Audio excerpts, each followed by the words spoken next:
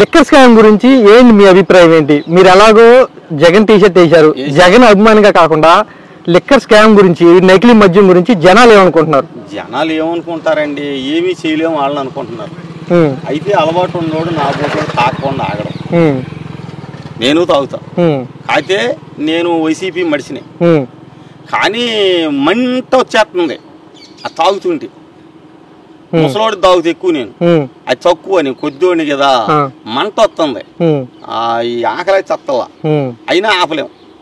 చేసేది ఏముంది, దానికి ఎంతో ఉద్దే తాగను, నేను కొద్ది తాగుతా. ఈ నకిలీ మద్యం వైసీపీ పార్టీ చేసేస్తుంది, చేసి కూటమి వాళ్ళ మీద నిందేస్తున్నారంటారండి. చంద్రబాబు నాయుడు గారు తెలందే ఉందండి, చంద్రబాబు నాయుడు గారి విషయం తెలందే ఉంది. ఏమి చేసినా ఆయన అదృష్టవంతుడండి.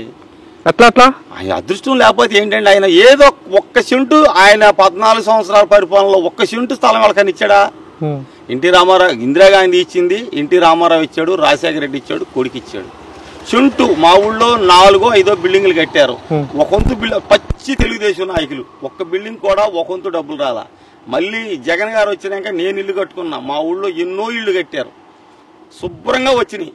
అడిగినన్ని సిమెంట్ కట్టలు ఇచ్చారు, అడిగినన్ని మళ్ళీ ఇత్తం కూడా కేసీపీ సిమెంట్ ఇచ్చారు.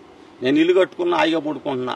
ఇప్పుడు మా ఆవిడికి 18,750 రూపాయలు వచ్చాయి, 5 సంవత్సరాలు వేసాడు. నాకు 13,500 వచ్చేది రైతు భరోసా, నాకు కొద్దిగా పొలం ఉంది, వచ్చి ఏమన్నాయండి ఇలా చెప్పాడు మాటలు. మా రైతు వారు కానీ మాకు కులాలు, మేము తెలుగుదేశం వాళ్ళు, కాంగ్రెస్ వైసీపీ వాళ్ళు అన్నదమ్ములాగా ఉంటాం, మాకు గొడవలు ఉండవు. ఏదో ఒకరిద్దరు తిడతా ఉంటారులే కానీ మేము అట్లా మాట్లాడినాం. చంద్రబాబు నాయుడు గారు పెద్దవాడు అయ్యాడు, ఆయన మంచిగా పరిపాలన చేస్తే అందరికి ఎలా చేస్తున్నారు? ఏం చేస్తున్నాడండి, ఏమి ఉంది చెప్పండి. ఆయన వచ్చాడు, మా ఊళ్ళో 4-3 సచివాలయం జాబులు వచ్చినాయి, ఎంతో మంది అంగన్వాడీ నర్సులని వీళ్ళు నర్సులని చేశారు. ఈ పాస్ పుస్తకం మీద ఆయన పేరు వేసుకుంటాం మొదటిది. రెండోది, ఎమ్మెల్యేకి లేదు, ఒక ఎంపీటీసీకి లేదు, ఒక్క వాలంటీర్కే పని అయింది అయాల. అది జగన్ గారు కూడా చూసి మాట్లాడుకోవాలి. ఎందుకంటే ఎమ్మెల్యేకి వల్ల ఏ చేతిలో ఏం లేదు ఆ రోజున, ఒక ఎంపీటీసీకి లేదు, ఒక సర్పంచ్కి లేదు, ఎవరికి ఏమి లేదు. ఇప్పుడు మా పార్టీ ఉందని కాలరేగ రాసే అధికారం నాకు లేదు. నన్ను ఎవడన్నా కొట్టినా నన్నే లోపలేసేవాళ్ళు. ఇవాళ ఏం చేస్తున్నారు, ఊర్లే అట్ట కనుసాగి చేస్తే మూసేస్తున్నారు. భయంగా ఏం లేదు, జగన్ ఉన్నప్పుడే దారుణం అరాచకం, చాలా బాగుంది. ఆయన్ని, ఆయన భార్య అని వాళ్ళని కూడా తిడితేనే ఆయన ఏమి చేయలేకోకుండా ఊరుకున్నాడే. ఎందుకండి అసలు మాకు అసలు ఇంకొకటి అండి, ఇక్కడ నాయుళ్ళు కూడా ఒక విధమైన మార్పులో పవన్ కళ్యాణ్ వల్ల కూడా మార్పు వచ్చేసింది. ఎందుకంటే దొక్కేత్తా జగన్, పీకేత్తా జగన్ అన్నాడు కానీ కౌలు రైతులు అన్నాడు. కౌలు రైతులకి ఏదో అక్కడ స్థానిక నాయకులతో 10 మందికి ఇప్పించాడు. ఇవాళ కౌలు రైతులు ఊసే లేదు. కనీసం నాయుళ్ళు కూడా బాధపడుతున్నారు.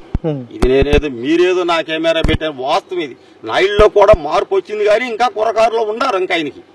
ఎందుకంటే అమాయితనంగా అది పిచ్చిలో ఉంటారు, వాస్తవం మాట్లాడితే కోపాలు వస్తున్నాయి ఇవాళ.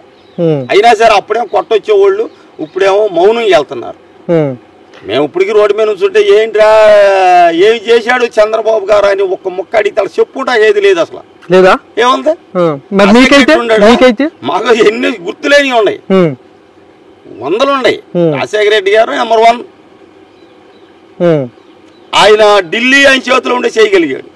ఇడిపోయిన రాష్ట్రం 2 సంవత్సరాలు పైసలు కరోనాలో ఇన్ని పనులు చేశాడంటే, ఎన్ని పోర్టులు కట్టాడు, ఎన్ని చేశాడు, ఎన్ని కట్టాడు.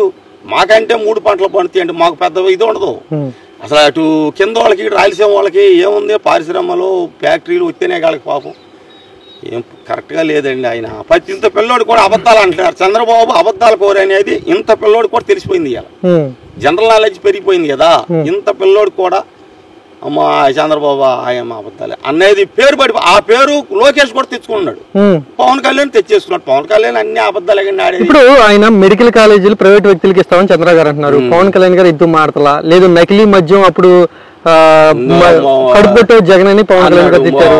ఇప్పుడు ఎందుకని మాట్లాడతారు పవన్ కళ్యాణ్ సైలెంట్ ఉన్నారు? ఆయన మాట్లాడాల్సిన అవసరం ఉంది ఆయనకి.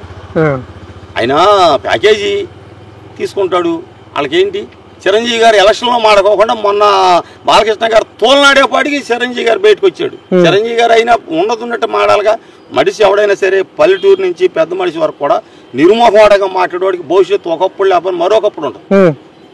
అప్పుడు ఎందుకు మాట్లాడతాడు తెలుసు. వాళ్ళంతా ఒక ఇది వాళ్ళంతా ఒక కమెండ్ అయిపోయారు. ఇది అంతేగాని రెండోది వీర్ష్య, పేదవాడి అంటే వీర్ష్య. పేదవాడిని భుజాన్ని వేసుకుంటమే జగన్ గారు వాడిపోయాడు. పేదవాడిని ఎవడు దగ్గర రానిచ్చినా పేదవాడు ఎప్పుడైతే వచ్చాడో పేదవాడు ఏం చేస్తాడు, 10 రూపాయలు వచ్చినాక ఉండోడు పక్కకి చేస్తాడు. అదే పేదవాళ్ళ మైనస్. నేను చేసి చెప్పుకోలేకపోయినా జగన్ గారు. అండి నాకు తెలదేంటి, నాకు ఇన్నేళ్ళు డబ్బులు వచ్చాయి నాకు తెలదా, నీకు తెలదా? అవన్నీ చెప్పుకోలేకపోవడం అంటే అవేకం. ఈశ్వరరావు కేఎస్ఆర్ పిచ్చిగా మా ఈ మూలలాగి మాట్లాడారు. అసలు వేసర గారు ఉన్నాడు గుండెల్లో రక్తం కూడా తీసి మాట్లాడతాడు మాట జరగకుండా. వాళ్ళు ఎన్ని బూతులు తిడుతున్నారండి అసలు ఏవి ఎన్ని ఆంధ్రజ్యోతి వాళ్ళు. అసలు ఈశ్వరరావు కేఎస్ఆర్ మాట్లాడినట్టు వాళ్ళని మాట్లాడతారా? అయితే అసలు కొంతమంది అసలు చూడమాక అంటారు సాక్షిని. తప్పుడు ప్రచారం చేస్తుందంటారు.